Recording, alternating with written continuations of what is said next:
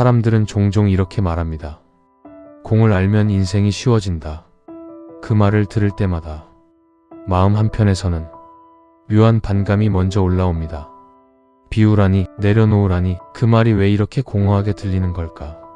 이미 충분히 애쓰고 있는데, 이미 버틸 만큼 버티고 있는데 이제 와서 또 비우라는 말은 마치 더 이상 기대하지 말고 체념하라는 말처럼 들리기 때문입니다. 그래서 많은 사람들은 공을 아무것도 갖지 않는 상태, 욕망도 기대도 의미도 내려놓은 상태로 오해합니다. 모든 걸 비우고 나면 아무 일에도 흔들리지 않는 무미건조한 사람이 되는 것처럼 상상하기도 합니다. 하지만 불교에서 말하는 공은 그런 방향으로 사람을 몰아가지 않습니다. 오히려 지금 우리가 너무 많이 붙잡고 있기 때문에 삶이 무거워졌다는 사실을 조용히 짚어줄 뿐입니다. 우리는 스스로를 굉장히 열심히 사는 사람이라고 생각합니다. 계획도 세우고 관계도 챙기고 결과도 책임지려 합니다. 문제는 그 과정에서 손에 쥐고 있는 것이 점점 늘어난다는 데 있습니다. 해야 할 일, 지켜야 할 관계, 놓치면 안 될 기회, 이래야 한다는 기준, 저래선 안 된다는 두려움. 하나하나는 다 그럴듯해 보이지만 이것들이 겹치고 쌓이면서 삶은 점점 숨이 막히는 구조로 바뀝니다. 공을 이해하는 첫 번째 지점은 바로 여기입니다.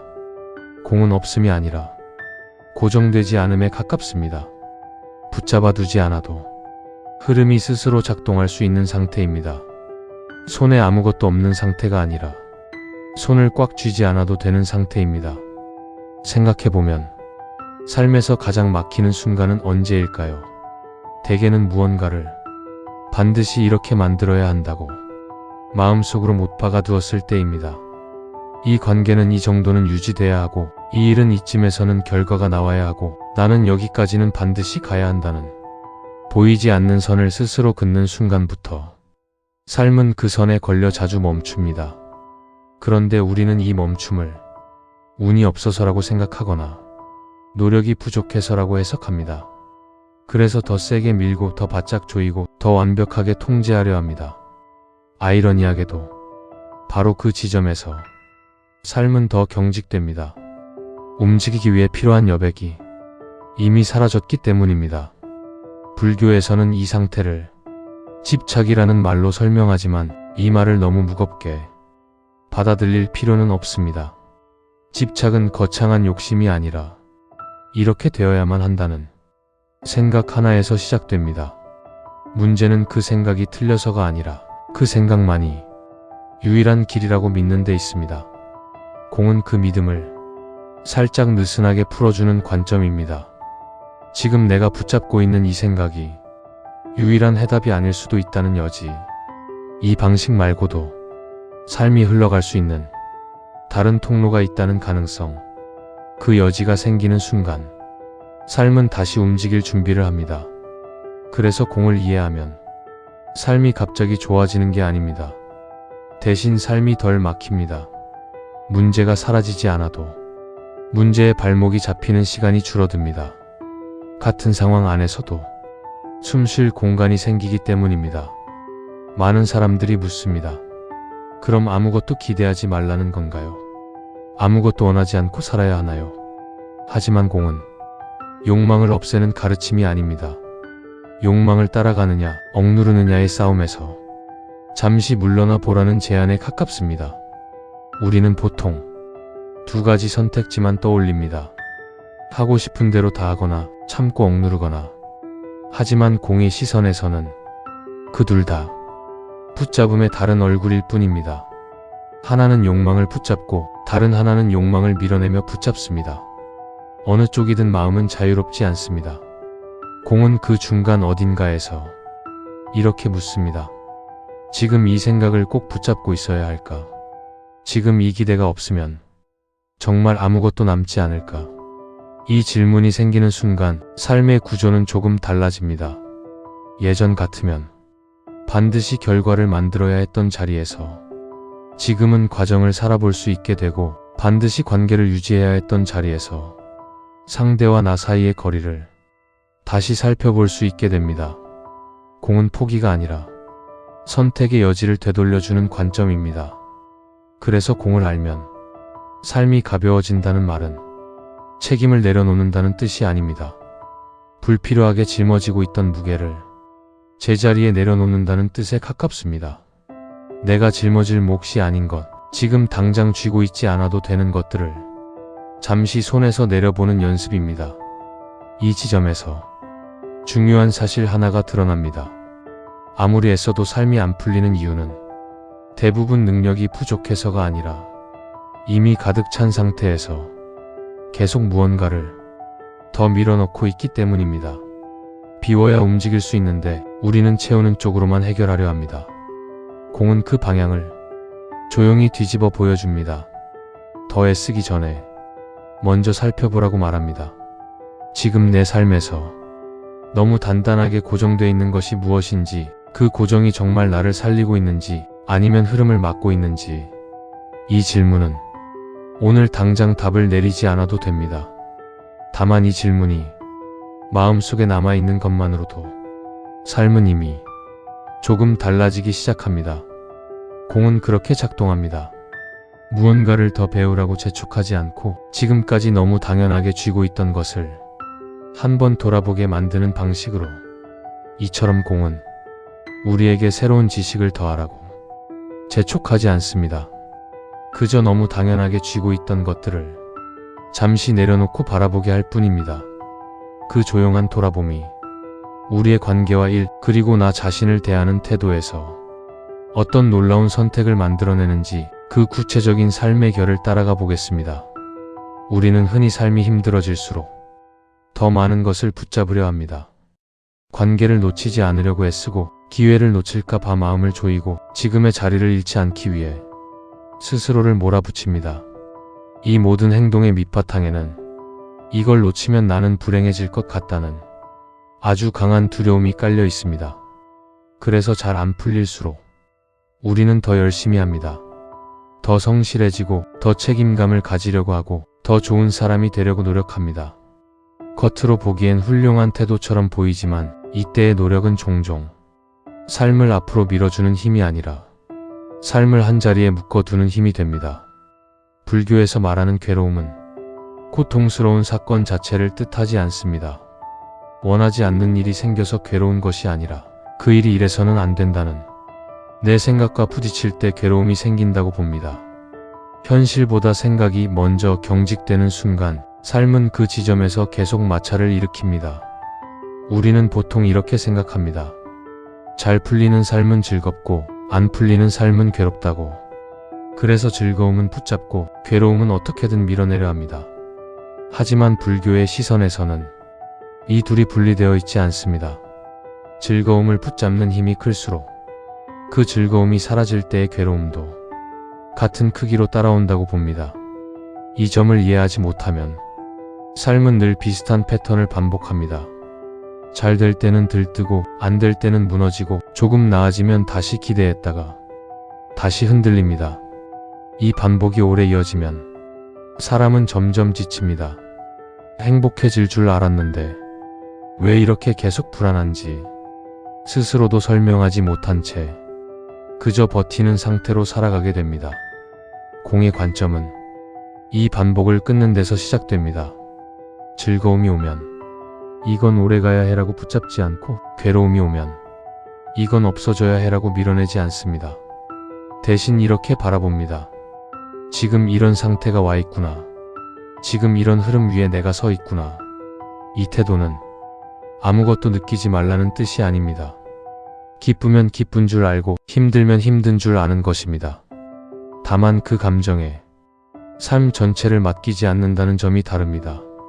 감정은 지나가는 흐름이지 나의 정체성이나 내 인생의 결론이 아니기 때문입니다. 많은 사람들이 비우면 더 잃는 것 아닌가요? 라고 묻습니다.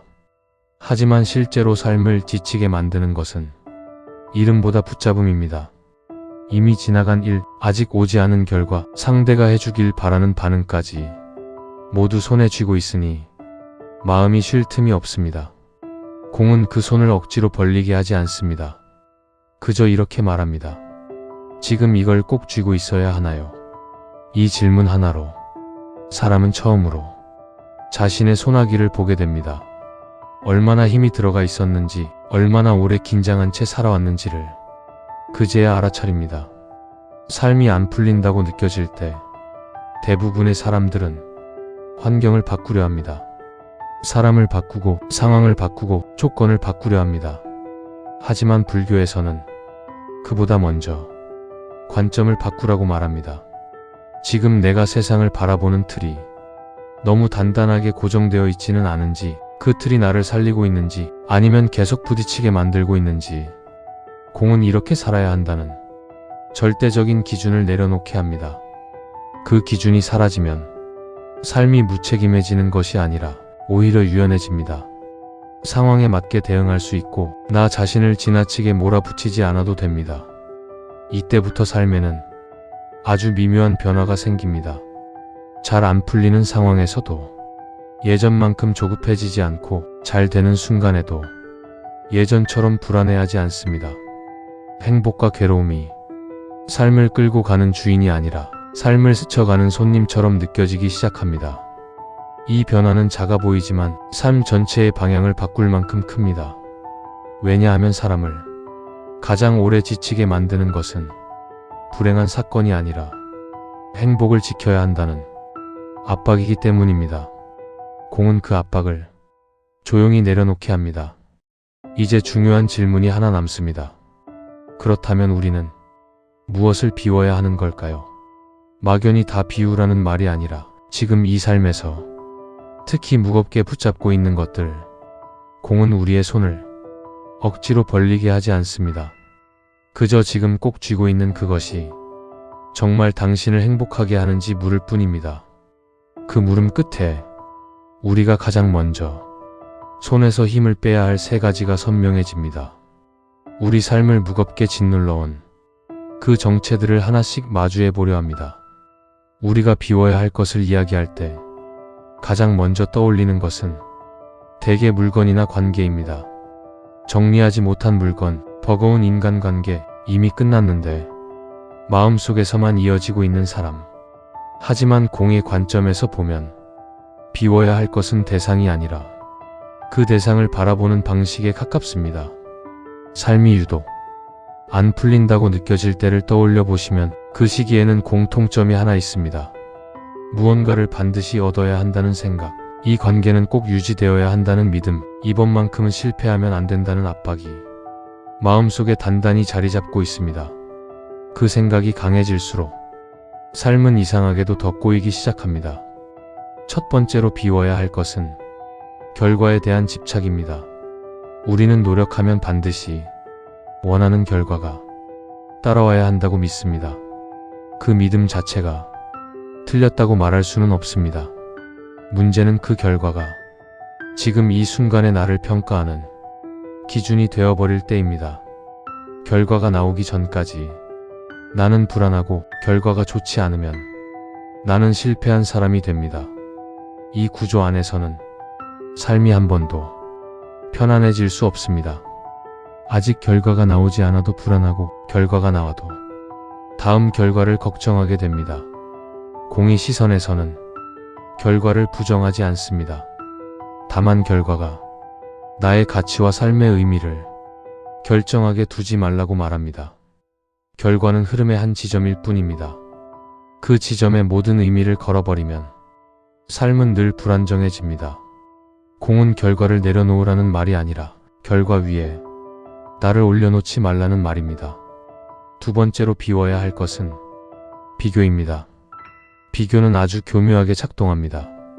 겉으로는 나를 자극하고 성장하게 만드는 것처럼 보이지만 실제로는 내 삶을 타인의 기준에 맞추게 합니다. 누군가는 앞서 있고 누군가는 뒤처져 있고, 그 사이에서 나는 늘 부족한 쪽에 서 있게 됩니다. 비교가 시작되면 지금 내가 서 있는 자리의 의미는 금세 사라집니다. 이미 해낸 것보다 아직 못한 것이 더 크게 보이고, 내 삶의 속도보다 남의 속도가 기준이 됩니다. 이때부터 삶은 나를 위한 것이 아니라 증명하기 위한 것이 됩니다. 공은 비교를 끊으라고 강요하지 않습니다. 다만 이렇게 바라보게 합니다. 저 사람의 삶과 내 삶은 같은 궤도 위에 있지 않다는 사실, 같은 조건도 아니고 같은 흐름도 아니며 같은 시점에 서 있지도 않다는 점입니다. 이걸 이해하는 순간 비교는 자연스럽게 힘을 잃습니다. 세 번째로 비워야 할 것은 이래야 한다는 자기 규정입니다. 나는 이런 사람이어야 하고, 이 나이에는 이 정도는 해야 하고, 이 상황에서는 이렇게 행동해야 한다는 수많은 기준들. 이 기준들은 나를 지켜주는 것처럼 보이지만 어느 순간부터는 나를 가두는 틀이 됩니다. 이 틀 안에서는 조금만 벗어나도 스스로를 비난하게 됩니다. 왜 나는 이 정도밖에 안 되는지, 왜 이렇게 흔들리는지, 왜 남들처럼 못 사는지. 공은 이런 자기 공격에서 한 발 물러나게 합니다. 지금의 나는 지금의 조건 속에서 그만큼 살아가고 있을 뿐이라고 말해줍니다. 이 세 가지는 겉으로 보기엔 모두 의욕과 책임감, 성실함처럼 보입니다.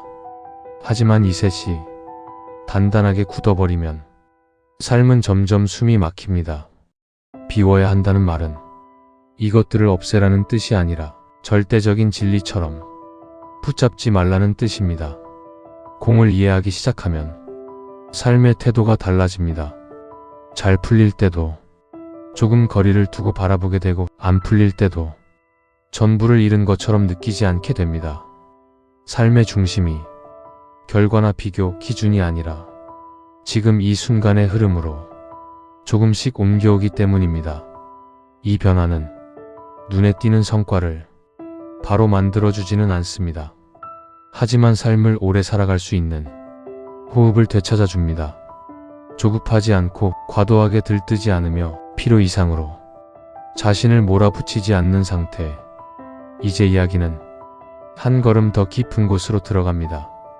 공을 이해하는 것이 머리로 아는 깨달음이 아니라 실제로 삶을 대하는 태도로 어떻게 이어지는지, 삶의 중심이 결과나 비교가 아닌 지금 이 순간의 흐름으로 옮겨올 때 우리는 비로소 제대로 된 호흡을 되찾습니다. 그리고 이 호흡은 우리가 가장 많이 흔들리는 자리, 바로 사람과의 관계와 선택의 순간 앞에서 가장 단단한 기준이 되어줍니다. 공의 관점이 삶 속에서 가장 먼저 드러나는 지점은 의외로 거창한 선택이 아니라 사람과의 관계입니다. 일과 성취보다도 관계 앞에서 우리는 훨씬 더 쉽게 붙잡고 흔들립니다. 관계가 힘들어질 때 사람들은 보통 상대를 분석합니다. 왜 저 사람은 변했는지, 왜 예전 같지 않은지, 내가 뭘 잘못했는지를 따져봅니다. 하지만 공의 시선에서는 그 질문보다 먼저 이렇게 묻습니다. 이 관계에서 내가 붙잡고 있는 것은 무엇일까? 우리는 관계를 대할 때 자주 보이지 않는 조건을 붙입니다. 이 정도 했으니 이만큼은 돌아와야 하고, 이만큼 가까워졌으니 이 정도는 이해해줘야 하고, 이 관계는 이 선까지는 유지되어야 한다는 암묵적인 기대들입니다. 이 기대들은 말로 꺼내지지 않기 때문에 더 단단해집니다. 관계가 편안할 때는 이 조건들이 잘 보이지 않습니다. 하지만 어긋나기 시작하면 그 조건들은 곧바로 서운함과 실망의 형태로 드러납니다. 나는 이렇게 했는데 왜 저 사람은 그렇지 않을까? 이 생각이 반복되는 순간 관계는 이미 자유로운 흐름을 잃기 시작합니다. 공은 관계를 끊으라고 말하지 않습니다. 또 모든 기대를 버리라고도 말하지 않습니다. 다만 기대를 사실처럼 붙잡지 말라고 말합니다. 이 관계는 반드시 이렇게 흘러야 한다는 확정된 결론을 내려놓으라는 뜻입니다. 사람은 누구나 관계 속에서 자리를 차지하고 싶어 합니다. 필요한 사람이고 싶고, 소중한 사람이고 싶고, 쉽게 대체되지 않는 존재이고 싶습니다. 이 마음 자체는 아주 자연스럽습니다. 하지만 이 마음이 사라지면 안 된다는 불안으로 바뀌는 순간 관계는 부담을 만들기 시작합니다.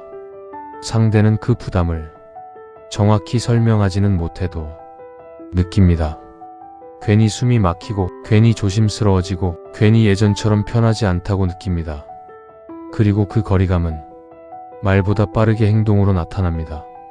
공은 이 지점에서 관계를 다르게 보게 합니다. 이 관계가 내 삶의 전부가 아니어도 괜찮다는 여지, 이 사람이 지금보다 멀어질 수도 있다는 가능성, 그 가능성을 인정하는 순간 아이러니하게도 관계는 조금 더 편안해집니다. 붙잡지 않겠다는 태도는 차갑거나 무관심한 태도가 아닙니다. 오히려 상대를 내 불안으로부터 풀어주는 태도에 가깝습니다. 너는 이렇게 있어야 한다는 요구를 내려놓을 때 상대는 있는 그대로의 자리로 돌아올 수 있습니다. 이 원리는 관계뿐만 아니라 선택의 순간에서도 똑같이 작동합니다. 우리는 선택 앞에서 늘 하나를 고르면 다른 하나를 완전히 잃는다고 느낍니다. 그래서 결정을 미루고 결정을 후회하고 결정한 뒤에도 계속 다른 가능성을 붙잡고 있습니다. 공의 관점에서는 선택을 인생의 분기점으로 과장하지 않습니다. 지금 이 선택은 지금 이 흐름에서의 선택일 뿐이며 이후의 흐름에 따라 다른 선택이 이어질 수 있다고 봅니다. 이렇게 바라보면 선택은 덜 무겁고 후회는 오래 남지 않습니다. 많은 사람들이 이 선택만큼은 틀리면 안 된다고 말합니다. 하지만 그 마음이 강해질수록 선택은 점점 좁아집니다. 공은 선택을 가볍게 만듭니다.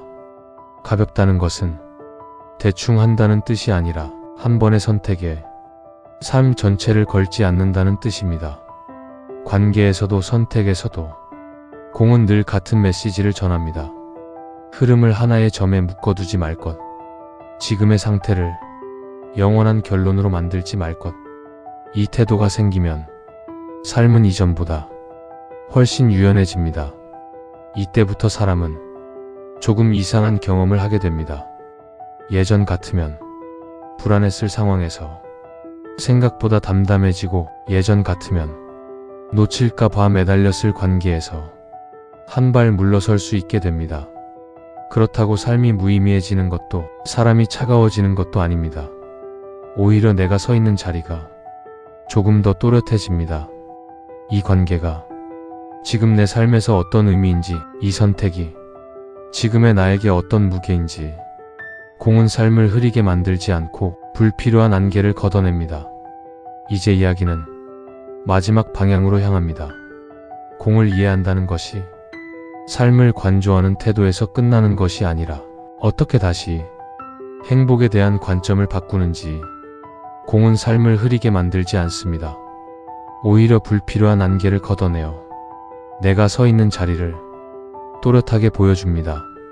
이 또렷함 속에서 우리는 즐거움과 괴로움이라는 끝없는 줄다리기를 멈추고 조금 다른 길을 걷기 시작합니다.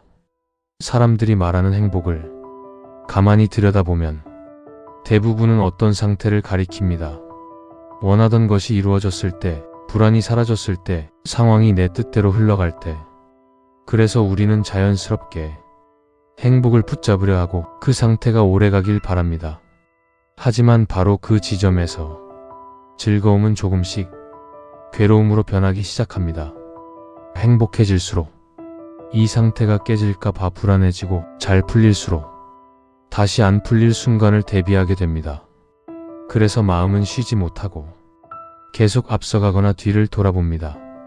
불교에서는 이 구조를 아주 단순하게 설명합니다. 즐거움과 괴로움은 서로 떨어져 있는 것이 아니라 같은 뿌리에서 자라난다고 말합니다. 원하는 것이 이루어지면 즐겁고 원하는 것이 어그러지면 괴롭다는 이 조건부 구조 자체가 반복을 만들어낸다는 것입니다.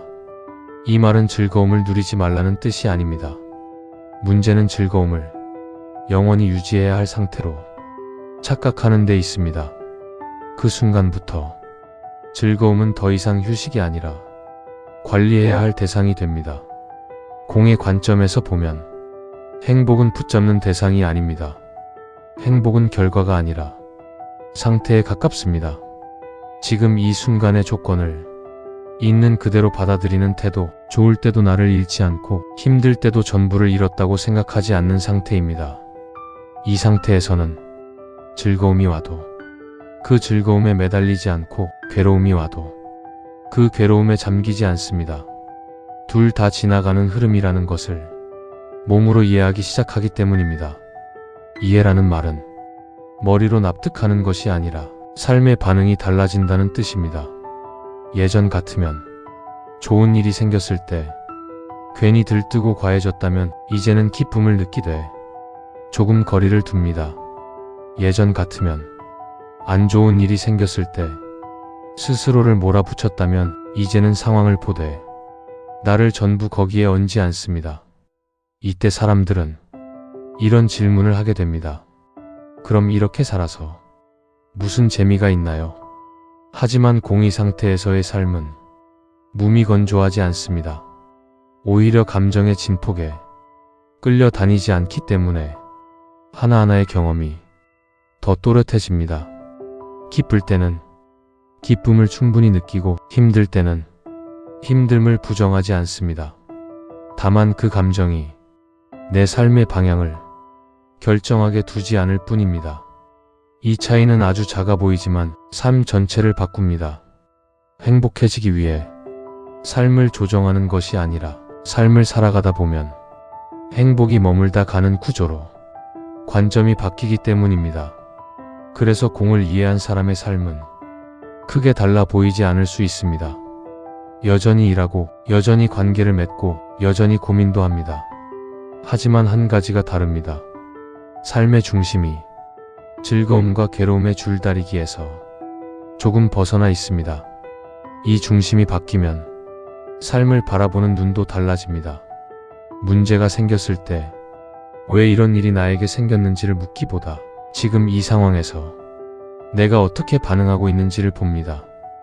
반응을 바꾸면 상황이 달라지는 경우가 의외로 많다는 것을 조금씩 체험하게 됩니다. 이것이 불교에서 말하는 자유의 시작입니다. 아무것도 하지 않아도 되는 자유가 아니라 무엇에 끌려가지 않아도 되는 자유. 그 자유가 생기면 삶은 예전보다 훨씬 넓은 선택지를 보여줍니다. 이제 마지막으로 이 이야기를 한 지점으로 모아야 할 때입니다. 공을 안다는 것이 결국 우리 삶에서 어떤 태도로 남아야 하는지, 그리고 왜 이 세 가지만 비우면 삶이 전혀 다르게 느껴질 수 있는지, 그 자유로운 선택지들이 모여 결국 우리 삶을 어떤 풍경으로 바꾸어 놓는지, 그 마지막 이야기를 전해드리려 합니다. 우리가 공을 이해한다는 것은 어떤 특별한 깨달음의 상태에 도달하는 것이 아닙니다. 삶의 모든 문제를 한 번에 해결하는 비법을 얻는 것도 아닙니다. 그보다는 지금까지 너무 당연하게 붙잡고 살아왔던 삶의 태도를 조금 느슨하게 풀어보는 일에 가깝습니다. 돌이켜보면 우리는 늘 무언가를 더 가져야 편안해질 수 있다고 믿어왔습니다. 더 안정적인 결과, 더 단단한 관계, 더 분명한 확신. 그래서 삶이 흔들릴수록 더 꽉 쥐고 버텨왔습니다. 하지만 공의 시선에서 보면 삶이 가장 힘들어지는 순간은 부족해서가 아니라 이미 가득 찼는데도 놓지 못할 때입니다. 행복도 마찬가지입니다. 행복을 붙잡아 두려는 순간 그 행복은 관리해야 할 대상이 되고 지켜야 할 상태가 됩니다. 그리고 그 순간부터 행복은 더 이상 쉬는 자리가 아니라 긴장의 시작이 됩니다. 공은 이 구조를 조용히 멈추게 합니다. 지금까지 이야기한 세 가지, 결과에 대한 집착, 비교하는 시선, 이래야 한다는 자기 규정. 이것들은 모두 우리를 더 잘 살게 하려는 마음에서 시작되었을지 모릅니다. 하지만 어느 순간부터는 삶을 살아가는 힘이 아니라 삶을 버티게 만드는 틀이 되었습니다. 공은 그 틀을 부수라고 말하지 않습니다. 다만 그 틀을 절대적인 진리처럼 믿지 않아도 된다고 말합니다. 이렇게 되어도 괜찮고 저렇게 흘러가도 괜찮다는 여지를 허락하는 순간 삶은 스스로 숨을 고르기 시작합니다. 이때 사람은 이상한 안도감을 느낍니다. 아직 문제가 해결되지 않았는데도 마음이 조금 가벼워지고 아직 확신이 없는데도 발걸음이 멈추지 않습니다. 이것이 공이 만들어내는 변화입니다. 상황을 바꾸지 않아도, 나를 바꾸지 않아도 삶을 대하는 태도 하나로 느껴지는 무게가 달라집니다. 공을 안다는 것은 세상을 멀리서 관조하는 태도가 아닙니다. 오히려 삶 한가운데에 서서 지금 이 순간을 덜 왜곡된 눈으로 바라보는 일입니다. 기쁘면 기쁘다고 느끼되 그 기쁨에 나를 걸지 않고 힘들면 힘들다고 인정하되 그 힘듦에 삶을 맡기지 않는 것, 그 균형 위에서 삶은 훨씬 안정적으로 흐릅니다. 그래서 공은 도망치는 가르침이 아닙니다. 현실을 외면하는 말도 아닙니다. 현실을 있는 그대로 보되 그 현실에 나를 묶지 않는 태도입니다. 이 태도가 자리 잡으면 삶은 더 이상 즐거움과 괴로움 사이에서 휘둘리는 구조가 아닙니다. 행복은 붙잡아야 얻는 목표가 아니라 비워진 자리에서 잠시 머물다 가는 상태가 됩니다. 괴로움 역시 피해야 할 실패가 아니라 지나가며 남기는 흔적 중 하나로 바뀝니다. 이렇게 바라볼 수 있을 때 삶은 훨씬 덜 위협적이고 훨씬 덜 조급해집니다. 아무리 애써도 안 풀린다면 더 잘하려 애쓰기 전에 한 번쯤은 무엇을 비우지 못하고 있는지를 돌아볼 필요가 있습니다. 그 질문 하나가 삶을 다시 움직이게 만드는 출발점이 될 수 있습니다. 공은 멀리 있지 않습니다. 지금 이 순간 조금 덜 붙잡는 선택, 조금 덜 확정짓는 태도, 조금 덜 자신을 몰아붙이는 마음 속에 이미 자리하고 있습니다. 그 자리를 알아차리는 순간부터 삶은 생각보다 훨씬 부드럽게 흘러갈 수 있습니다. 오늘 이 이야기가 무언가를 더 얻기 위한 말이 아니라 조금 내려놓아도 괜찮다는 작은 여유로 남았다면 그것으로 충분합니다. 공은 그렇게 조용히 삶을 바꾸는 관점이기 때문입니다. 오늘 당신의 손에 꽉 쥐어진 그것은 무엇입니까? 그것을 놓치면 세상이 끝날 것 같아 차마 힘을 빼지 못하고 있지는 않으신가요? 부처님은 말씀하셨습니다. 비어있는 방에만 빛이 들어올 수 있고 비어있는 그릇만이 새로운 것을 담을 수 있다고 말입니다. 당신이 오늘 단 1분의 여백이라도 자신의 삶에 허락할 수 있다면 그 비워진 틈 사이로 지금껏 보지 못한 평온의 빛이 스며들 것입니다. 아무것도 쥐지 않은 당신의 두 손이 역설적으로 온 세상을 품을 만큼 가장 넉넉한 손임을 잊지 마십시오. 오늘도 함께 해주셔서 고맙습니다.